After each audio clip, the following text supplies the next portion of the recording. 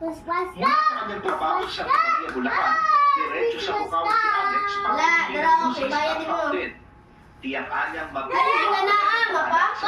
sa bataan, lalo't kinakailangan ng firecrackers tuwing sasalubong sa bagong taon. Malungkot yung bagong taon pag Bayad. Bultuhan tulad ni Barry na mula sa Pagkakapo. 30 to 40,000 pesos ang budget niya kasama ng mga pasabay ng kanyang mga kaibigan. wala kami mabilang na ito na medyo pagdating sa amin dito para makonsin yung bill. Ayon sa ilang nagtitinda, tumaas ang presyo ng iba sa mga paputok noong December 26 hanggang 28 o yung tinatawag nilang peak season. Halimbawa, ang dating 5 piso hanggang 10 piso kada piraso ng Wheaties, nasa 10 to 15 pesos ngayon. Ang dating 10 to 50 pesos na lusis, 15 to 70 pesos na.